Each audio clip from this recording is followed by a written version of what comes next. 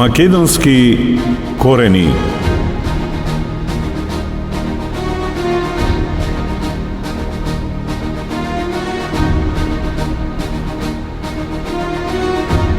Македонски корени.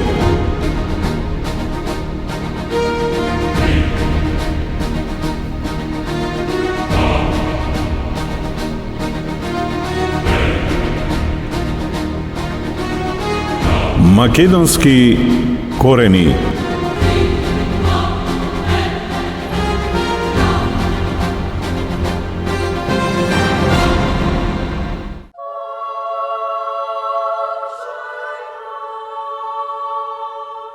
Господе, во 2000 години само ние, македонците, искрено те повикавме и погледни како те пречекуваме. Раскарани заради македонската вистина.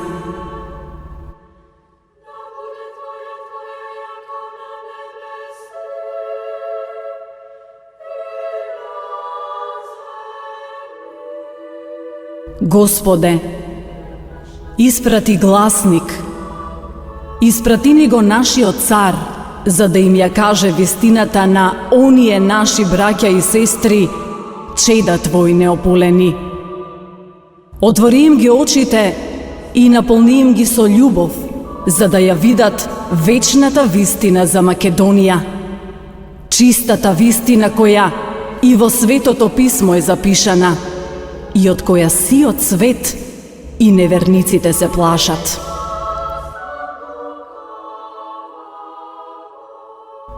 Јас, Александар III Македонски, 2300 години чекав да се разбудите и да ја видите вистината. Чиста, неменлива.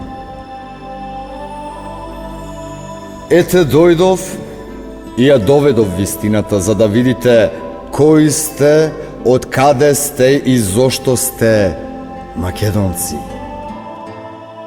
Потомци мои, за вистината очи се потребни и затоа еве ви очи од беласица, очи од оние кои ослепени патот си го најдоа за вие, да ја осознаете вистината, бидејќи навреда за животот е живот заспан да се живее.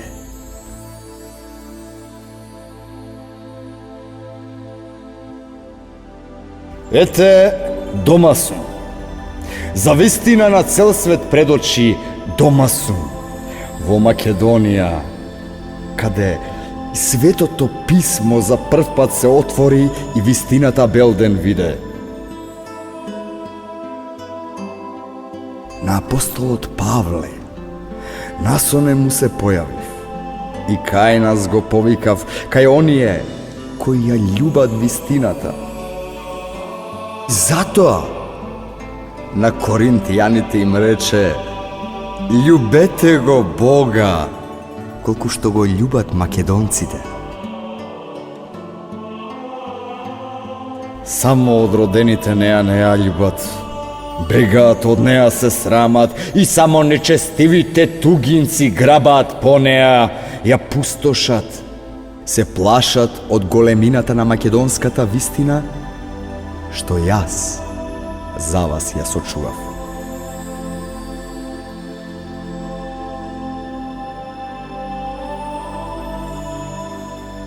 Со мене е и копнежот за вечноста, копнежот за вечната вистина која осамнува во Македонија, каде цел свет на поклонение ќе дојде. Дојде времето македонско и затоа да си простиме, да се прегрнеме и обединети да извикаме: Македонијо, те сакаме, татковино.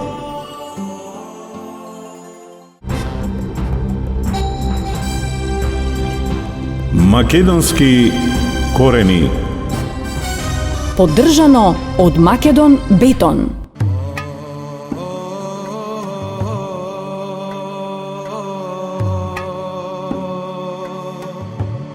Почитувани слушатели, љубители на Радио Роса, добро дојдовте во уште едно издание на емисијата Македонски корени. Секоја среда во 12 часот и наредниот понеделник во 21 часот репризно емитување. Историја, традиција, фолклор, уметност, култура, идентитет. Тоа се темите кои што ги третираме во оваа емисија, која веќе има и неколку годишен стаж на брановите на најслушаното музичко радио во земјава, Радио Роса. Велат дека да се биде македонец е тешко и навистина е тешко. Таа мака низ вековите многу пати ја виделе и ја почувствувале нашите предци. Газени, понижувани, обезвреднувани и дискриминирани од речиси сите во нивното територијално и духовно обкружување. Соседните пропаганди, проткаени со грозоморни и античовечки акти, негувале таква традиција од многу одамна. Исплашени од постоењето на еден посебен народ со свој јазик и култура, постојано настојувале да му ја наметнат на светот политичката идеологија, дека на Балканот не постојат македонци, не постои македонски јазик, ниту македонска култура и цивилизација.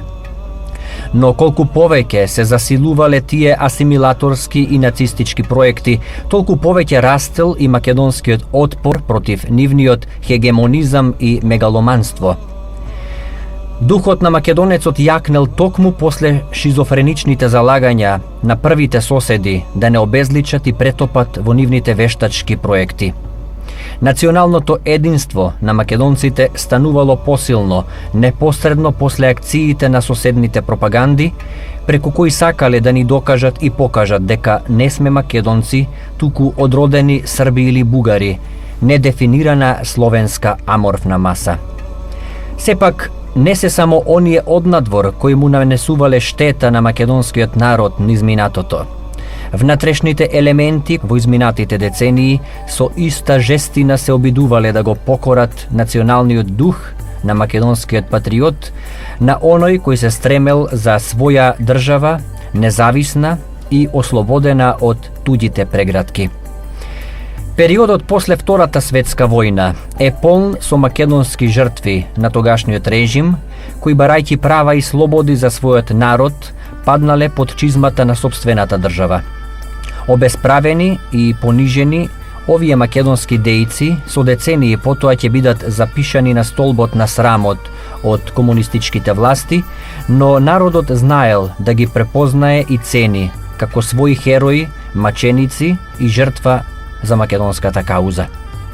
Еден од нив, покрај Павел Шатев, Панко Брашнеров и многу други, секако е Методија Андонов Ченто, првиот председател на президиумот на АСНОМ и би рекол татко на современата македонска нација. Ова издание на емисијата Македонски корени ќе го посветиме токму на ликот и делото на Методија Андонов Ченто, личност од современата македонска историја за која досега многу пати се пишувало, раскажувало, прераскажувало и така натаму. Имам чест и задоволство да го представам нашиот гостин во ова издание на Македонски корени, Илија Андонов Ченто, синот на првиот председател на Македонија. Добре дојдовте во емисијата Македонски корени. Добро ве најдов. Навистина е голема чест и задоволство да се биде покрај првиот потомок на првиот председател на Македонија, човекот кој би рекле ги остави коските за оваа држава како аманет за македонскиот народ, за идните генерации македонци, за сите оние кои што верувале во една слободна, независна и суверена Македонија. Каде го гледате Ченто денес, после неколку децении од неговата смрт? Дали неговиот лик и дело повторно воскреснува меѓу младите генерации, или пак треба се уште за да се осознаеме себе си како народ? Каде го гледам? Веројатно со својото дело пред се и како личност, тој во секое време ќе биде актуелен за Македонија. Значи, она што сакал да го направи за својот народ, за својата држава, било инспирирано од вековната желба на македонскиот народ да има собствена држава, да биде рамноправен субјект со останалите народи на Балканот, да живее во хармонија и, како што има речено, да биде јатка на мирот на Балканот. Дали дојдовме до таа фаза да македонскиот народ биде јатка на мирот на Балканот, па и пошироко, не знам, но веројатно уште треба да помине некој време. Веројатно повеќе јаболко на раздорот отколку оаза на мирот, како што многу пати. Па никако јаболко, не треба да биде јаболко, затоа што македонскиот народ е мирољубив, трудолюбив и може со секого да живее, тоа и го покажал досега. Така да и мојот татко, тоа му било целта, да македонскиот народ биде рамноправен народ со другите балкански народи. Кога се зборува за самостојност или независност, тој независноста ја гледал повеќе во аспект на економска независност. Затоа што и на еден родителски состанок 40 година, 1940 година, тој има речено дека таа тогашно кралство Југославија ка не може да опстане, бидејќи живеат во него разни народи. Меѓутоа, еден ден во оваа земја, што сега ја викате, каде Јужна Србија, ќе се вика Македонија и ќе биде федерална единица во една рамноправна федерација. Така да, интегрирањето кон која сега тежнеме во Европска Унија е нормален процес за еднината на човештвото, да се премамнат границите, меѓутоа секој сепак да се види свој на своето. Интересно е тоа дека залагањата на Методи Андоновченто за слобода на својот народ не датираат само во периодот на Втората светска војна, во партизанското движење и потоа со формирањето на АСНОМ, туку тој ја бранел македонската национална кауза уште од својата рана младост, уште од периодот на двете светски војни, помеѓу тој период. Учествува на изборите во 1935 година како заменик кандидат, на изборите во 1938 година како кандидат на листата на Сдружената опозиција. Вие сте биле тогаш се уште мал за да ги осознаете сите тие негови идеи, залагања околу Македонија и македонскиот народ. Како го паметите вашиот татко еве од вашето детство? Покажувал ли авторитет, покажувал ли пред се почит кон семејството, како семејството гледало на неговите достигнувања и залагања во тој период? Тој беше, се одликуваше со правичност, принципијалност. Тие две одлуки сигурно беа одлуки кои што му создадоа една харизма меѓу народот. Секако изборите во 35 не ги паметам, меѓутоа изборите во 1938 година договорба ги паметам, затоа што бев постојано во штабот, а тој беше сместен во нашиот Дујкан, која се приготвуваја и плакати и така натака, и која се одвиваја и самите избори. Подоцна некои работи ги разбрав дека во тоа време комунистичката партија барала од него да ги финансира само изборите, а не да учествува тој на изборите. И му рекле дека ти треба само да дадеш пари и не се секирај кого ние ќе го поставиме за кандидат. Тој им одговорил дека не се сложува с тешко спечелените пари, кои што ги одвојува од семејството, да ги даде за некој, барем да знае за кого треба да ги. Тоа му рекле не е твоја работа. На негова страна застанал изванредниот Кузман Јосифовски, кој што се согласил, ако тоа дава Методи Андоновченто пари и се вклучува со нас заедно да одиме да се бориме за правата на македонскиот народ преку Сдружената опозиција, бидејќи македонците не можеле да имаат чисто една национална партија. Кузман Јосифовски застанал на неговата страна и тој се појави како кандидат. Паметам дека во тоа време изборите се одвиваја, практички беше отворено гласање. На листите запишуваја за кого гласат. Како сериозен кандидат му беше од една страна Василија Трбич и од друга страна докторот Шајкар. Во едно време кога Василија Трбич видел дека тој заостанува зад Шајкар, докторот Шајкар, зеде, ангажира Тапани и Зурли и одеше од гласачки места на гласачки места, агитираше да гласат за Ченто, а не за неговиот, од неговата партија Шајкар. Така да беа интересни тие избори, многу ми оставнаа во печаток тие избори како слободни. Добро, има тие пред изборната кампања, власта не им дозволуваше да одржуваат предизборни митинзи, тие ги користеа туѓите предизборни митинзи таму да агитираат за своите идеи. Ченто беше еден од организаторите на илинденските демонстрации во Прилеп, тоа е непосредно пред Втората светска војна, 1940-та, при што бил затворен и во затворот во Кикинда. Велика Кикинда во тој период. Истата година се залага и за воведување на мајчин македонски јазик во наставата во училиштата и повторно е затворен и интерниран во Бајна Башта. Историјата вели дека таму бил осуден дури на смрт. Дури бил одведен на стрелање, но е ослободен во последен момент на 15 април 1941 година.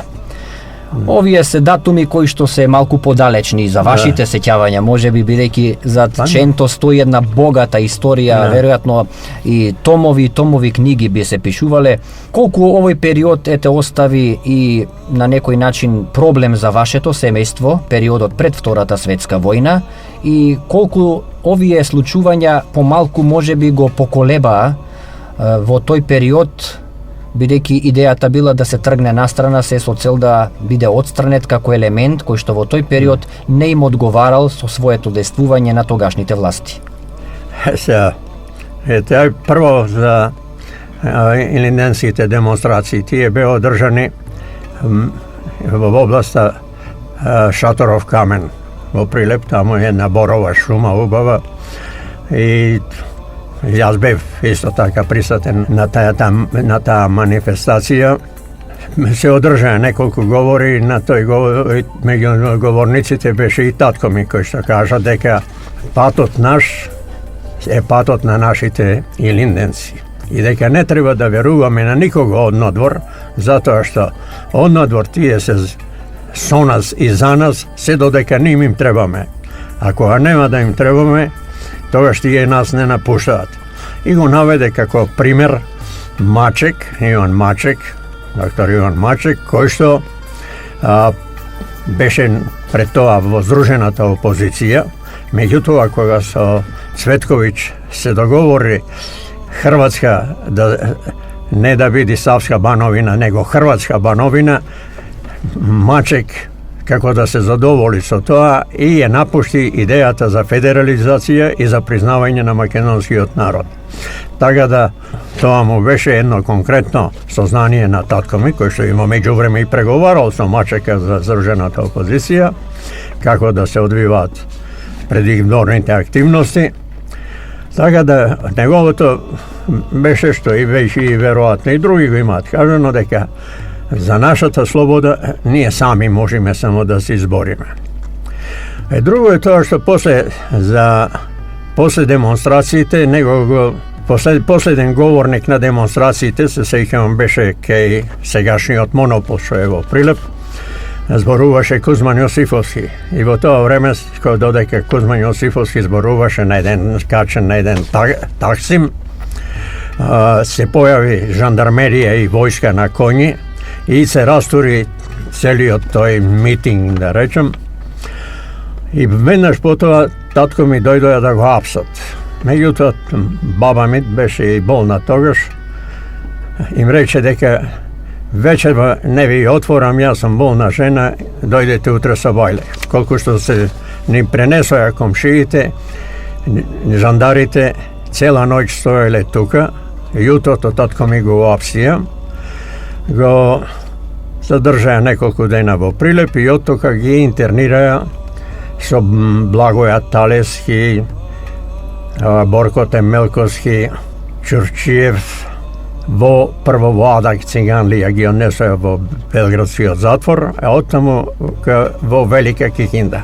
Тоа што подоцна тој ми расправаше, овие Благоја Талески особено, тој бил еден интелигентен млад човек, студент по медицина.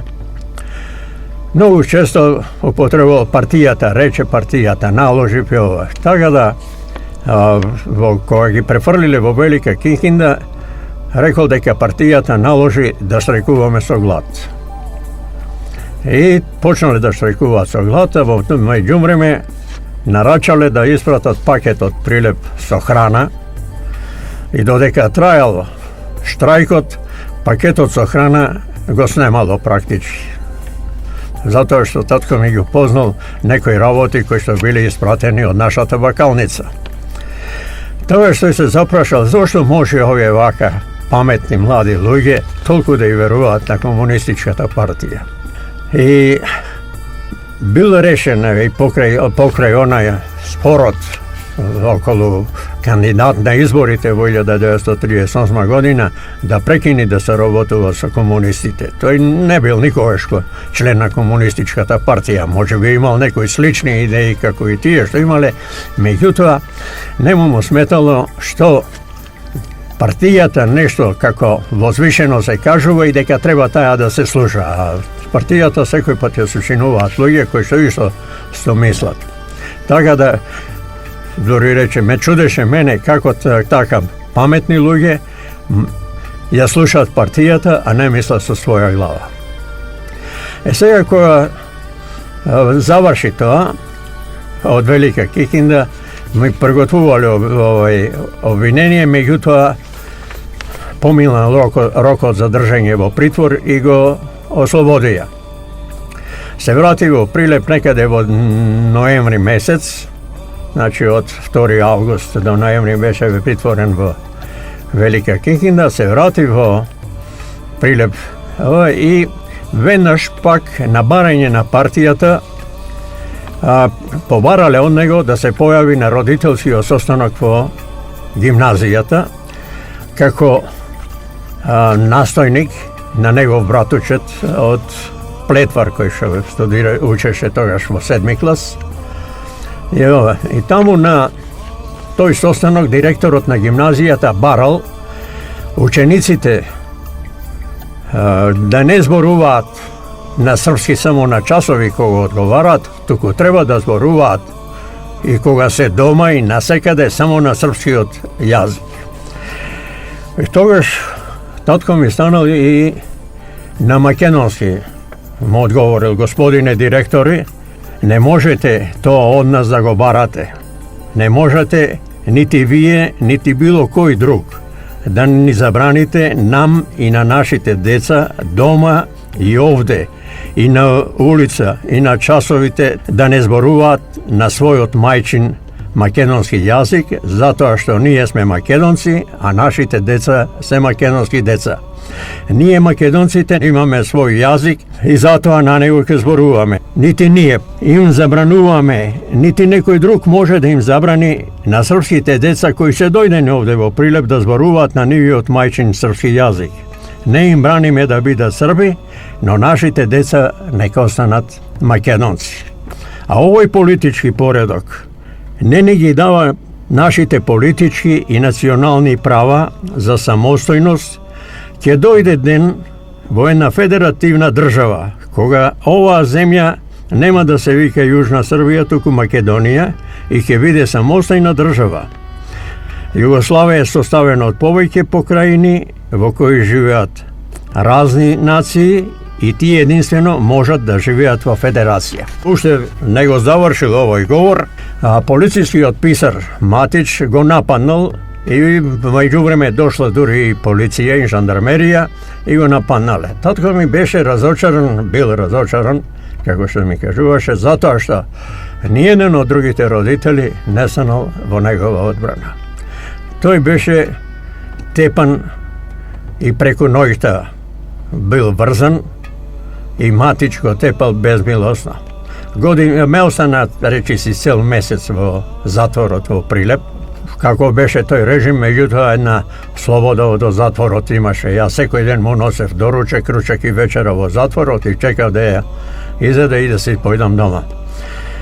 И пошто времето за притвор помина од еден месец, го интернираа во Бајина Башта веднаш после Нова година, на 1 јануари. И таму добро поминал, имал доста пријатели меѓу граѓаните на Бајина Башта.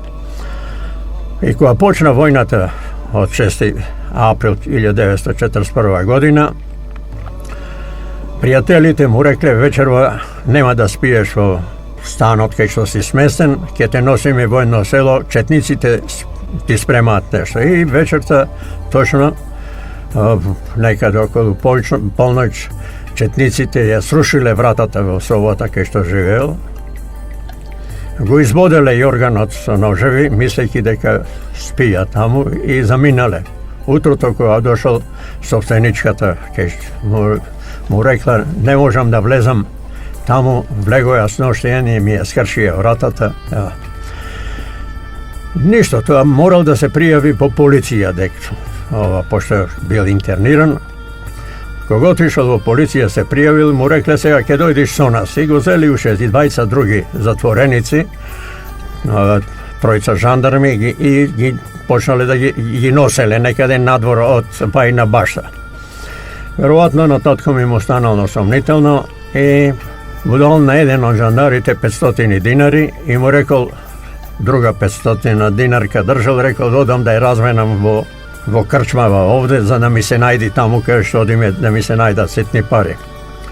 Така да отишле овие и после тој останал тука во крчмата и после известно време се вратил, дошле некои селани кои што доваѓале во Бајина Башта и кажале дека некаде пред градот виделе 20 убиени луѓе.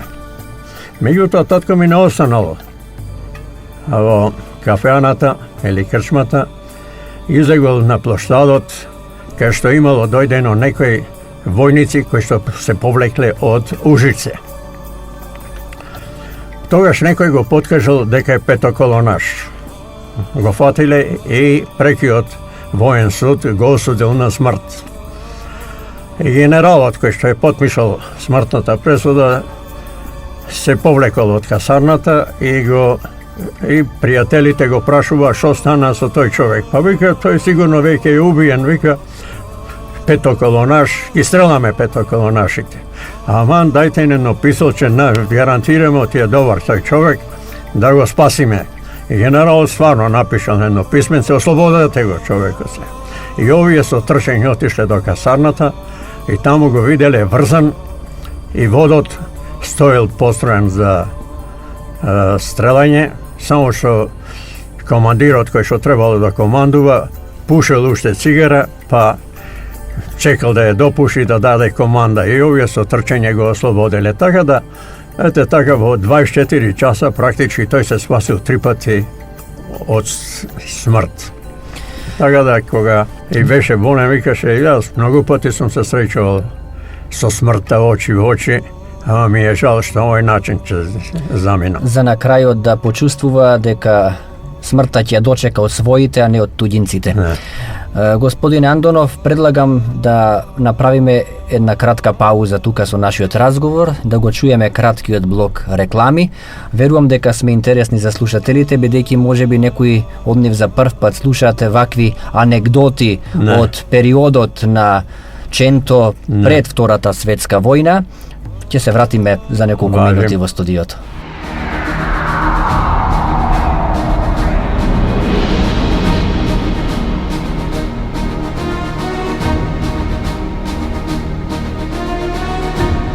Македонски корени.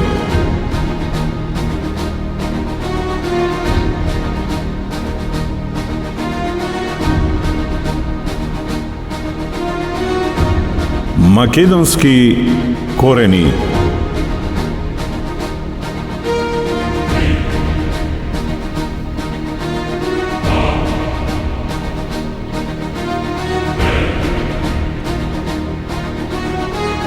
Македонски корени.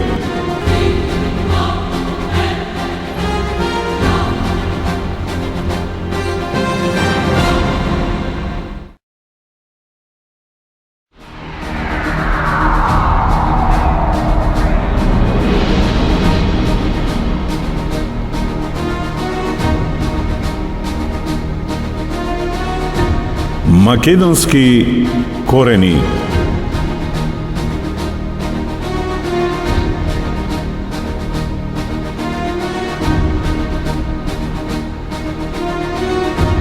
Македонски корени.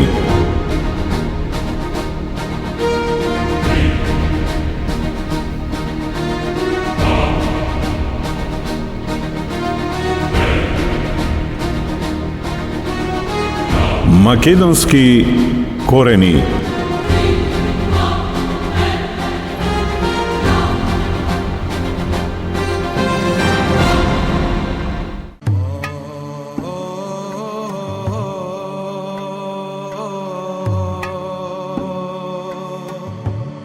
Се враќаме во студиото, почитувани слушатели, ја следите емисијата Македонски корени.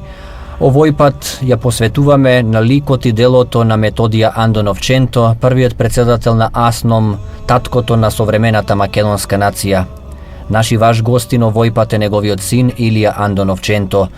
Во првите минути од разговорот се осврнавме на периодот меѓу двете светски војни, Втората светска војна, со едни интересни анегдоти кои што нашите слушатели можеби за прв пат ги слушаат. Господине Андонов, интересен е периодот кога Ченто се противи 15-тиот македонски корпус да оди на Сремскиот фронт. Тогаш доаѓа во еден поостар судир со тогашните власти. Од денешна перспектива гледаме колку тој период бил чувствителен за македонскиот народ. Дилемата Солун или Срем и ден денес е многу интересна за разгледување од страна на историчарите. Тоа е периодот кога Методија се залага за обединување и поголема самостојност на Македонија, се противи на враќање на имотот на српските избегани колонисти и се залага за поголема финансиска независност и залагање за сопствен буџет на Македонија на останатите републики. Иако ова се случува во период од само 2 до 3 години, сепак се клучни настани кои што ќе покажат и траекторијата по која што Македонија како федерална единица ќе се движи после ослободувањето. Се сеќавате ли на неговите залагања за спротивставувањето на одењето на Сремскиот фронт? Како не? Поготово што по неколку пати ми ги раскажуваше. Видете, тој кажа пред малку дека сакал да прекини соработка со комунистичката партија, затоа што бил разочаран од некои членови на комунистичката партија. Меѓутоа, на инсистирање на Кузман Јосифовски, во кого што го сметал за еден искрен македонец, јас мислам дека Кузман Јосифовски за време на Втората светска војна е пандан на Гоце Делчев од Илиненското востание. Ченто сепак се согласил да излези на слободната територија во Блебарце и да се вклучи во Народно-ослободителната војна. Секако дека веројатно заради неговите залагања, неговите мисли, идеи, бил коптиран веднаш во главниот штаб и избран за председател на президиумот на АСНОМ. Нормално во президиум тој иницијативен одбор постепено се комплетирал и своите заседанија ги има одржано во некаде во април месец во еден поширок состав, кога решиле да се испрати една делегација на ВИС за да се запознае главниот штаб на Народно-ослободителна војна во Југославија и самиот Тито со интересите зошто се бори македонскиот народ, односно за ослободување и како што имаше речено дека за време на турското робство беше прашање само ослободување, ама после Балканските војни стана проблем и ослободување и обединување на македонскиот народ. Така да таа делегација составена од него, од Емануел Чучков и Киро Петрушев, била во јуни месец и јули на Вис, каде што се договориле дека Македонија ќе биде федерална единица во Југославија, меѓутоа дека останува основно барање на македонскиот народ, неговото обединување и така. Тито кажал дека не може сега да се заинтересира кај сојузниците за обединување на македонскиот народ, затоа што веќе им префрлиле, затоа што барал Истра да се приклучи кон Хрватска и Словенија. Татко ми тогаш му рекол дека ако можеше за Истра, можеше да се зборува и за Егејска и за Пиринска Македонија. Но секако добро се договориле дека тоа останува право барањето на македонскиот народ за обединување и дека за тоа и Тито ќе се залага после завршувањето на војната. Сега што се однесува до одењето на Срем или на Солун, понашно ми го расправаше, е дека тие имаја сознание дека Македонија која беше ослободена, веќе беше и Грција ослободена од германците, и меѓутоа во Атина влезе демократската армија на Грција, ја ослободи, која што не беше за враќање на грчиот крал во Грција. Таа исто беше некако на некој начин водена од комунистите и тогаш по наредба на Черчил Атина е бомбардирана и од воздух и од бродови. И како што има сведенија, по улиците на Атина течела крв. Тоа го знаеле и во президиумот на АСНОМ и во главниот штаб начело со Апостолски, и останувало прашање сега дали да тргнат на Солун, да се соочат евентуално со сличен напад на англичаните, кои што им требаат како сојузници утре за да ја признаат Македонија и да го прифатат нивното обединување. Така да, според кажувањето на татко ми, не станувало никој пат збор да тргне македонската армија да оди на Солун, затоа што можела да се соочи со да дојде до судир со армијата на Велика Британија. А што се однесува сега на Срем? Веројатно тоа ќе го објаснат, ќе се објаснува и понатаму на преко исторински документи. Работата е што после ослободувањето на Македонија, до ослободувањето на Македонија, македонската војска, како што викаат 100.000, ја командуваја македонци. По ослободувањето на Македонија се инфилтрираја, да речем на некој начин, на командните места дојдоја многу срби и црногорци и ја водеја македонската армија, така да тоа се исто, затоа ова работа подобро да зборуваат историчари отколку јас. Периодот од после Втората светска војна, залагањата на Ченто за поголема самостојност во федерацијата од аспект на финансиите, од аспект на слобода во секоја општествена смисла на зборот, вие рековте дека принципиелноста му била знак на препознавање, со што ја стекна и харизматичноста и саканоста кај народот во тој период. Меѓутоа истовремено таа принципиелност скапо го чинеше многу после тоа, бидејќи неговите ставови и размислувања како ја гледа Македонија во иднина не се поклопуваа со ставовите на тогашниот социјалистички и комунистички режим во Југославија, па од тука почна да се третира и како антидржавен елемент. Верувам дека овие беа и најтешките години не само за него, туку и за вашето семејство како еден заедничко живеење, што се вели во тој период. Од кого имавте повеќе мака, народски кажано? Од властите или од српско-хрватските власти во тој период или од македонските полтрони кои што сервилно се однесувале кон Белград? Видите, ќе ви кажам како анекдота, еден случај. На крај, некаде во јуни или јули месец 1944 година во дуќанот наш во крчмата доаѓаше во сабота, не знам по кој повод, началникот на бугарската полиција. Мајка ми претходната година беше затворена 3 дена во полицијата заради помалиот брат кој што беше фатен со летоци. И тогаш мајка ми еден ден во 1944 година на полицијскиот началник, не знам како се осмели, му рече со овие зборови: вие полицајците сте гадни луѓе. Толку ми се креваше косата што слушав што им правите на затворениците која бев лани затворена 3 дена. Мене ништо не ми направивте, ама на другите што слушав, мене ми се креваше косата. Началникот на полицијата се насмеа на тоа и рече: госпожа Вика, тоа е работа на полицијата. Наскоро ќе дојде зад вашите, тие ќе бидат уште подобри од нас.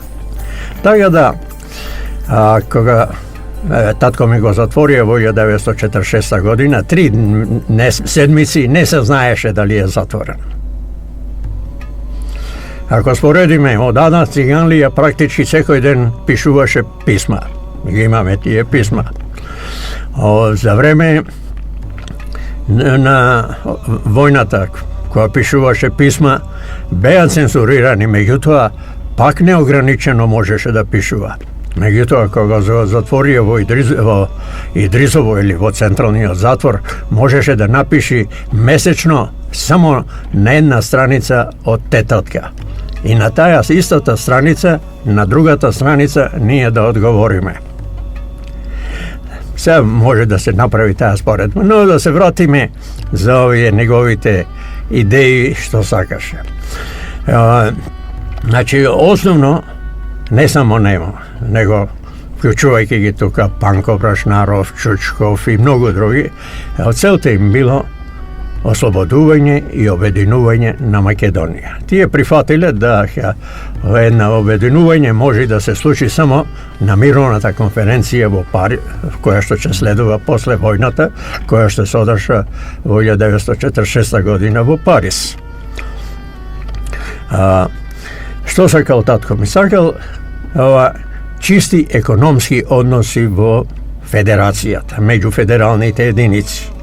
Меѓутоа, Тито на еден состанок на Националниот комитет за народно ослободување на Југославија, кој што беше како преводна влада, рекол: ние не се боревме за јаки федерални единици, ние се боревме за јака Југославија. И Тито тоа си го спроведуваше, значи овие не сака. Станал еден спор околу бербата на тутунот, реколтата на тутунот од 1944 година, дека треба целата да и се предаде на Југославија без никаков надомест. Татко ми рекол: може да дадеме дел, меѓутоа поголемиот дел треба да го продадеме на федерацијата, а понатаму федерацијата нека го распределува пона. Затоа Богоја Фотев во 1991 година рече: ние сите тогаш го осудивме, и партијата така ни рече дека тоа е погрешен став на Ченто, ние го осудивме. Меѓутоа, од денесен аспект гледам дека Ченто бил прав. Ние го дадовме тутунот и беше голем извозен учесник во извозот на Југославија некаде до 65-та година, кога почна и туризмот да се развива во Југославија, беше најголем приход од тутунот, девизен приход од тутунот. Значи, а 50% од тутунот по Југославија се произведуваше во Македонија. Со тој тутун се обновуваја разрушените денови во Југославија, затоа што Македонија релативно малку беше разрушена за време на Втората светска војна, Така да, тоа му беше една, да речем, од грешките кои што ги оценува. Втора грешка му беше што се залагаше да остане правото за самоопределување, вклучување во федерација и отцепување, ако треба. Тој тоа го предложи на Уставотворниот одбор. После изборите во 1945 година се сформира Уставотворно собрание на Југославија и во Уставотворниот одбор беше даден предлог од министерот за конституанта во кој што Југославија е унитарна држава. Сега не можам да ви го цитирам како точно гласи, меѓутоа, на предлог на татко ми, Уставотворниот, на негов амандман, Уставотворниот одбор дава варијантно решение за Уставот и Уставот е изнесен пред пратениците во Сојузното собрание во две варијанти. На едната страна е предлогот на министерот за конституанта, а на другиот е предлогот на Уставотворниот одбор со амандманот на татко ми. Се разликуваат само во 3-4 члена, јас го имам тој устав. Така да, на собранието е изгласан предлогот на Уставотворниот одбор. Меѓутоа, и понатаму македонскиве пратеници го критикуваат зашто му требало тоа таков предлог. Неговото образложение било не за тоа да излеземе ние од Југославија. Јас сум за федерација и не сум.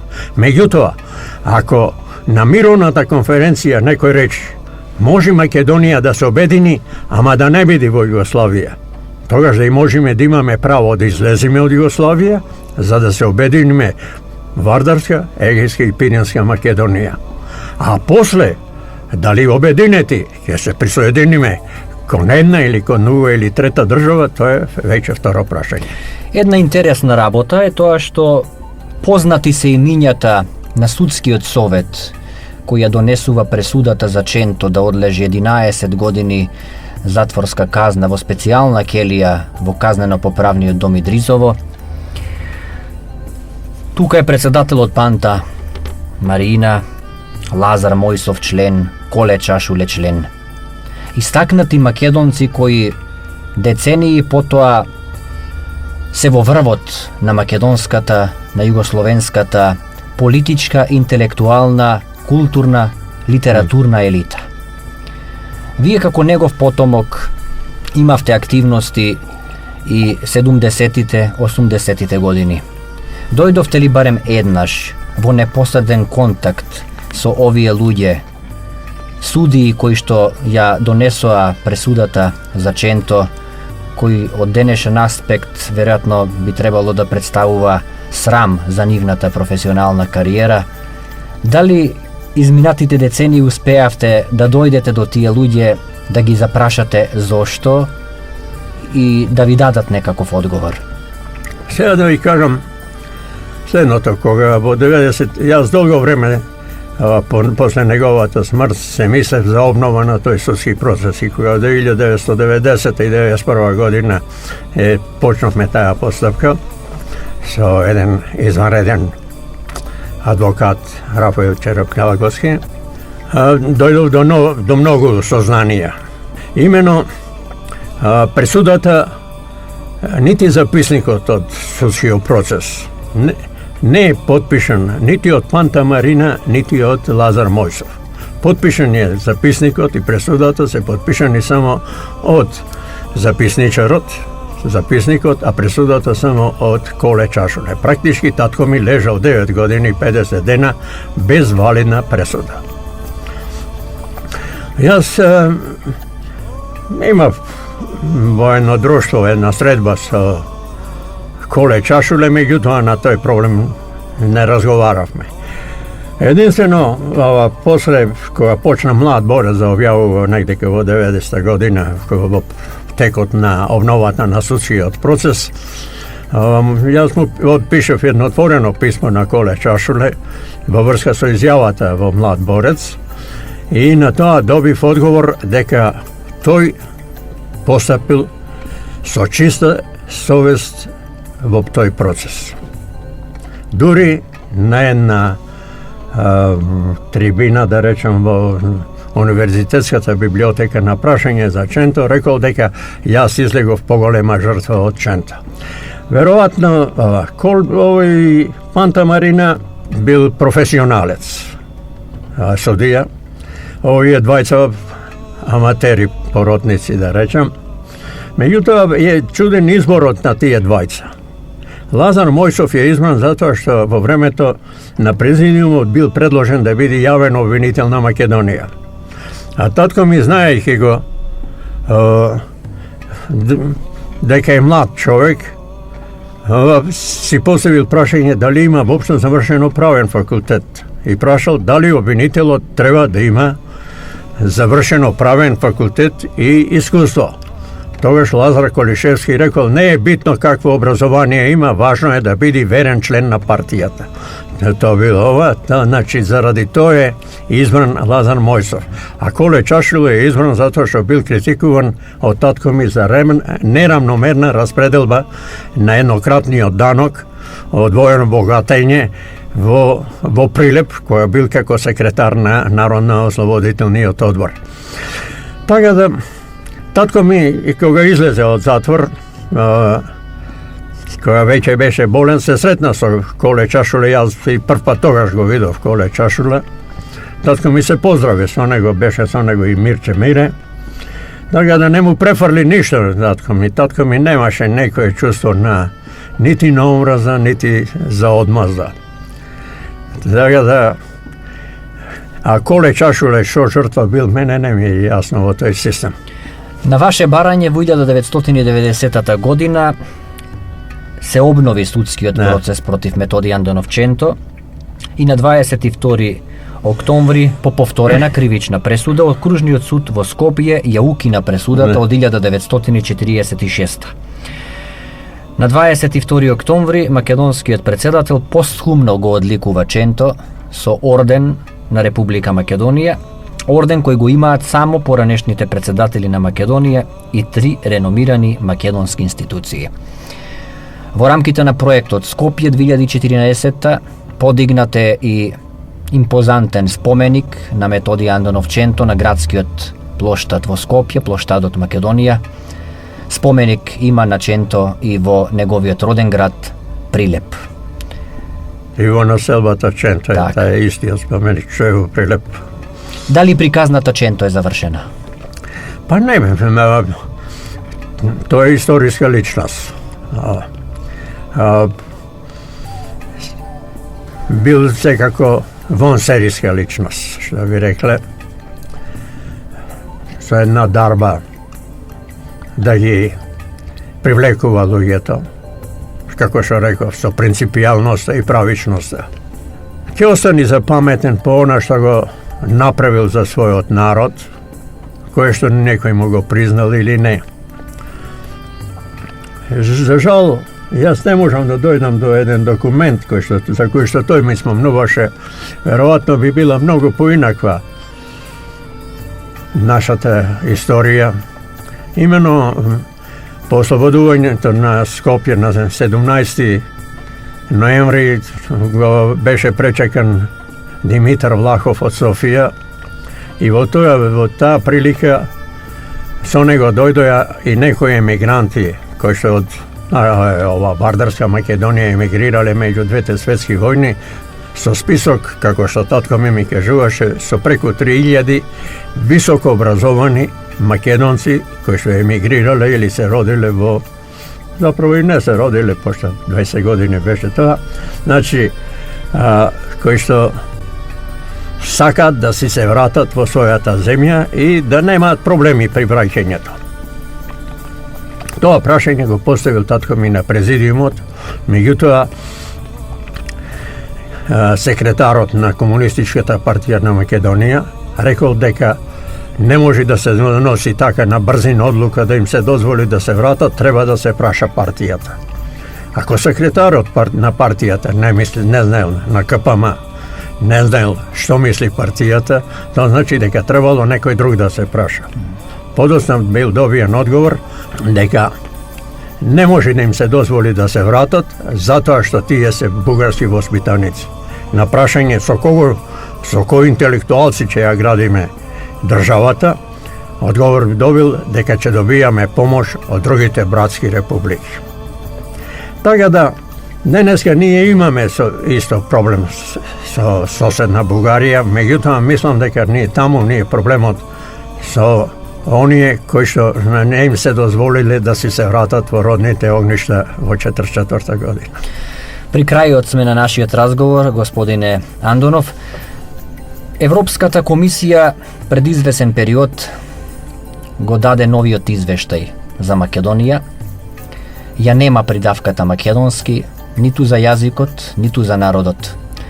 Бројни македонски институции, организации, интелектуалци, академици, институти, македонската диаспора го преплави Брисел со писма во кое што бара почитување на основните човекови, елементарни права, правото да се биде македонец, правото да се зборува на македонски јазик, правото на македонски идентитет. Што би рекол Ченто денес да беше жив? Кој одговор ќе го дадеше на Европската комисија, познавајќи го својот татко во годините во кои што бевте заедно? Видите, мислам дека Европа и светот знае уште подобро од нас кој сме и што сме. На тоа не подсетува и песмата, мислам, на Глигор Парличев, цел свет те знае, ти самиот не се знаеш. Добро е тоа што сега има такви реакции за да се бориме за своето име, за својот идентитет.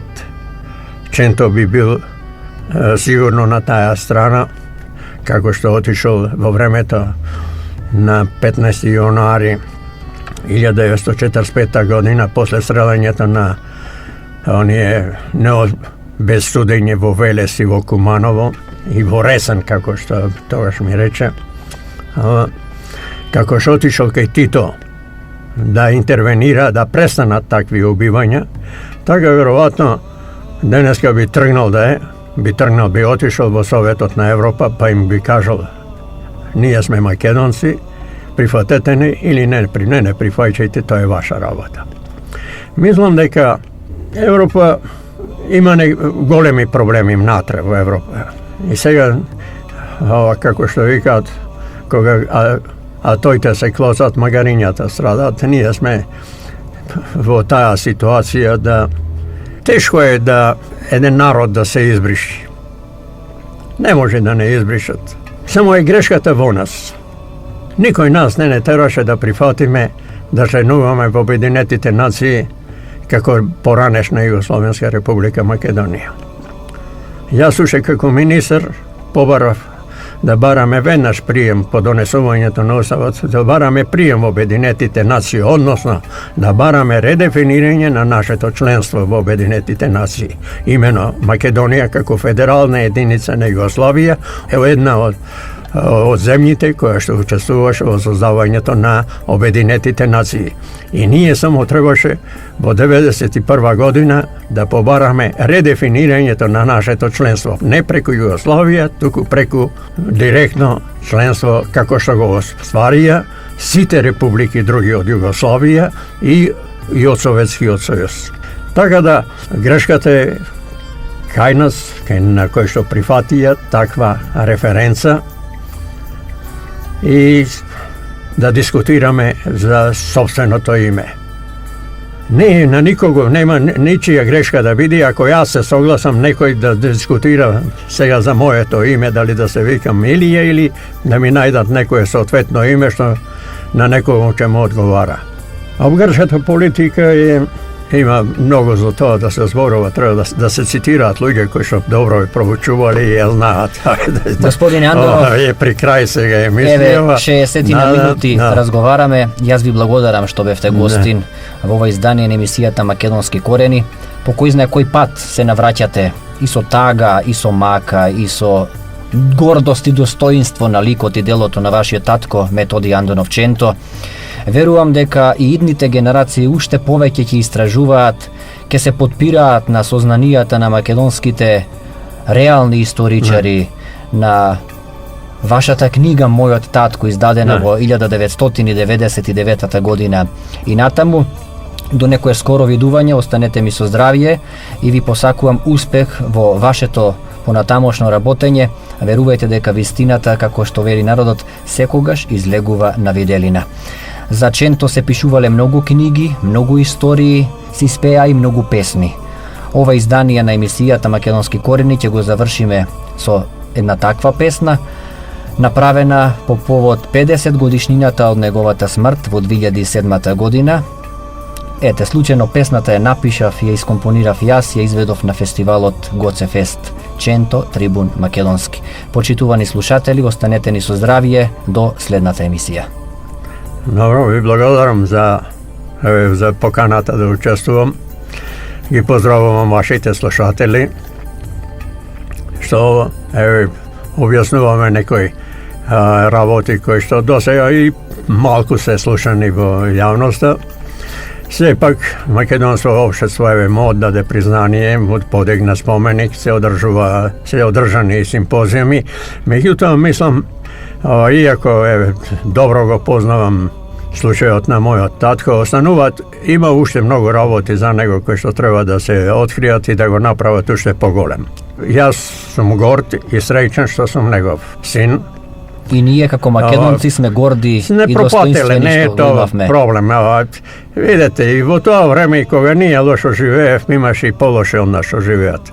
Така да, што ви рекле, судбина е така да се помини животот, ќе го поминиме. Меѓутоа, битно е да не се повторуваат такви работи, да дочекаме да се интегрираме во Европа и како што реков, на 8 септември во Прилеп, тогаш македонскиот народ ќе биде обединет, пошто ќе живее во обединета Европа. Ви благодарам уште еднаш за гостувањето. И јас ви благодарам. Македонски корени. Поддржано од Македон Бетон.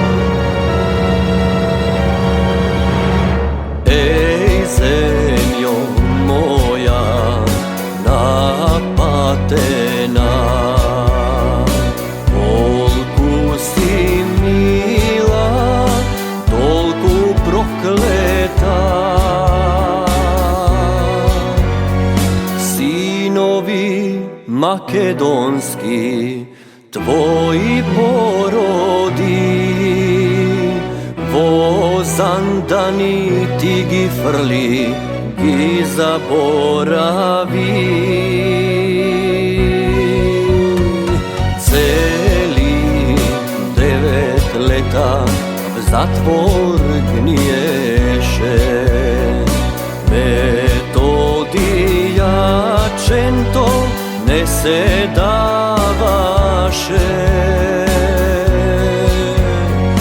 Земја и камен место леп му даваше, солена вода од тебе пиеше. Ченто е трибун македонски, татко на сите овде што сме собрани.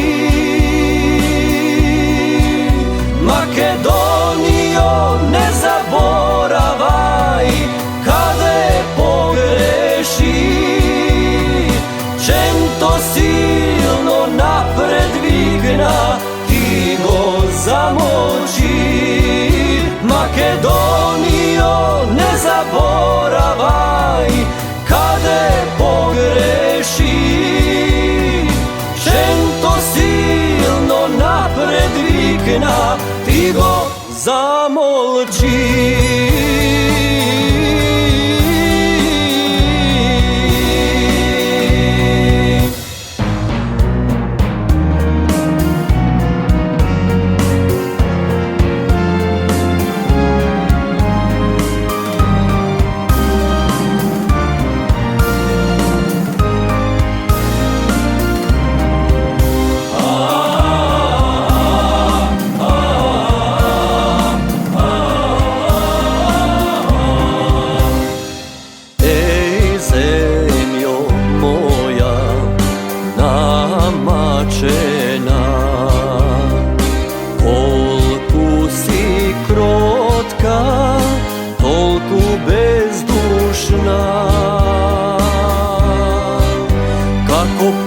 Го фрли в пранги меѓу стаорци, душа од челик да е не ќе издржи.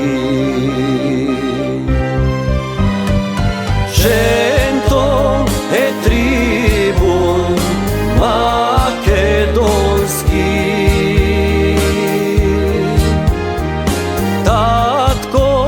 на сите овде што сме собрани.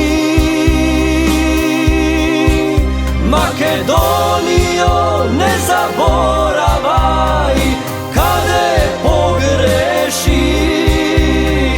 Женто силно напред викна, ти го замолчи.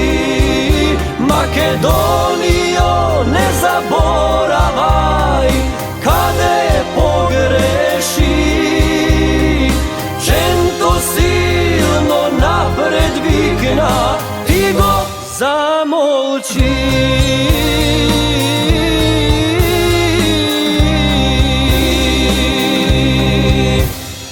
Верував во се, но не верував дека мои ќе ми судат за Македонија.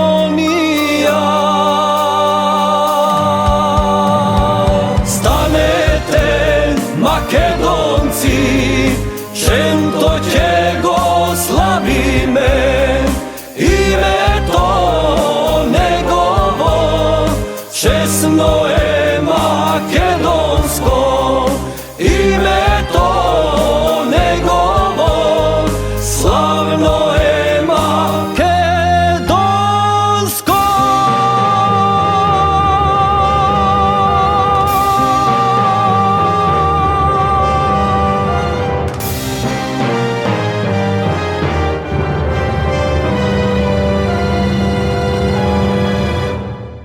Благословено е царството на Отецот и Синот и Светиот Дух, сега и секогаш и во сите векови.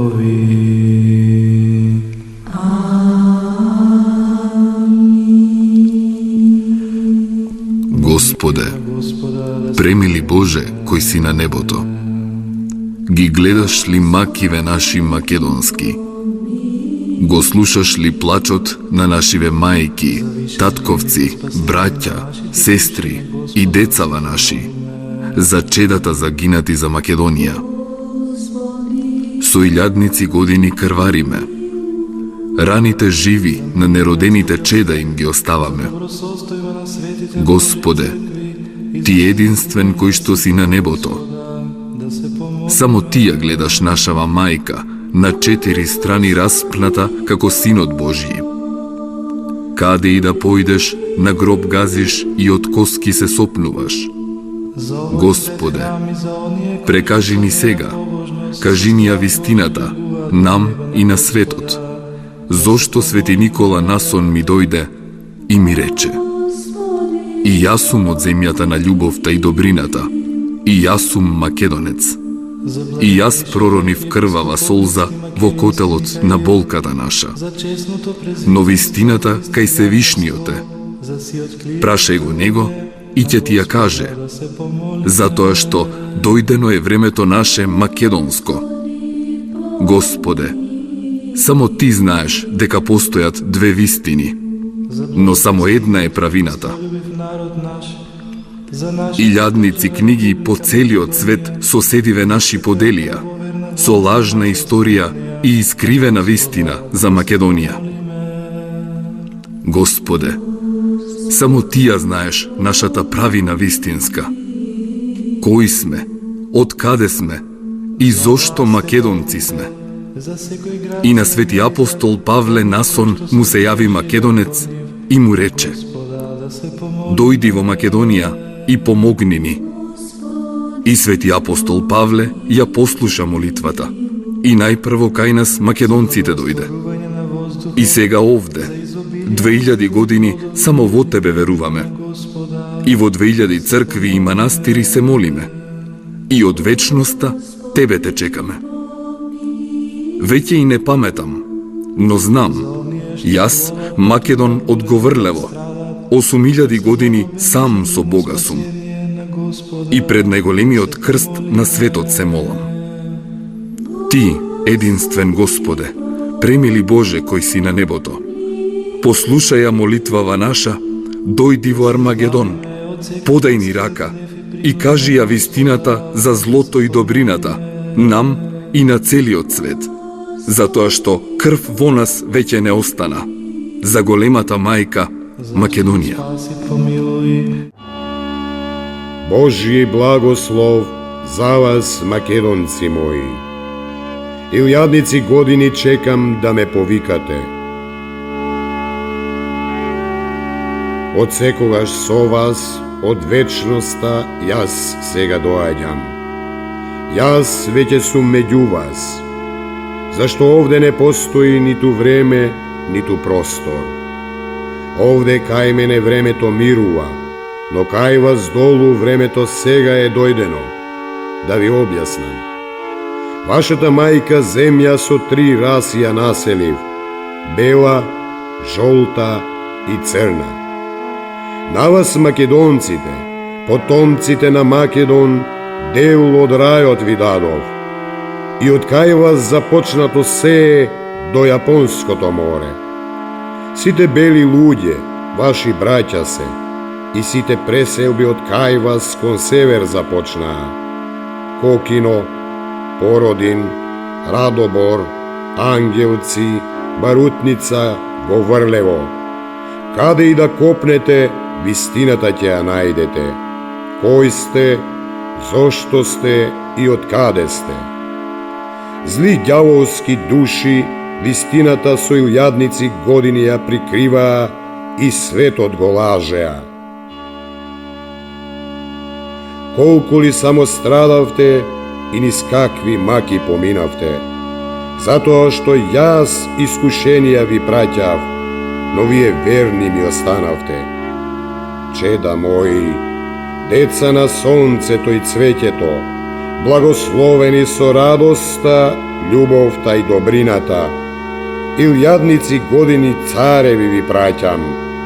Вие на сите ги раздавате, за вас не оставате.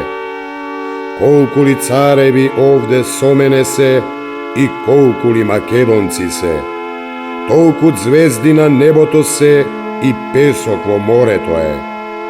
Нека пеат сите ангели, за сите кои со мене се, кои за љубов за Македонија животот за вечност го заменија и царството овде со мене го споделија.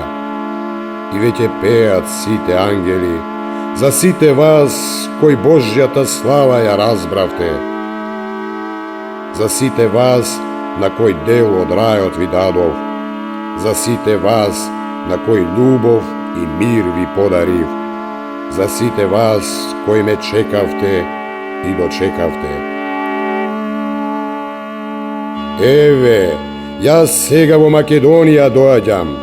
Јас сум сега меѓу вас да ви ја кажам вистинската вистина која кај вас под земја е. Гробот на Александар, царот македонски, да ви го отворам и целиот свет на поклонение да ви го донесам. Колку ли многу македонски гробови има уште да ви отворам, затоа што душите кај мене за вистината копнеат. Сакајте ги вашите најголеми непријатели, затоа што тие јас ви ги пратив најмногу да ви помогнат. Вистината за Македонија и за вас, македонците, светот да ја дознае, оти бевте први меѓу првите, најдостојни меѓу достојните. Сега е времето македонско дојдено. Целиот свет вистината да ја спознае, да види дека чест и благослов е да си македонец, потомок на Македон и син на Богот на Вселената. Деца мои, благословени и вечни бидете ми. Овде каде што царува сонцето и цвеќето, нека биде вечна радоста, љубовта и добрината. Меѓу вас јас сега сум благороден, во вечна Македонија. Блажено. Амин.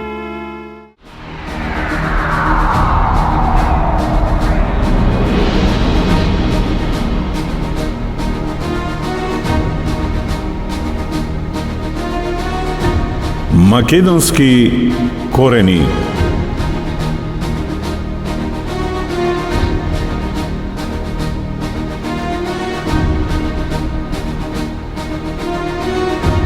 Македонски корени.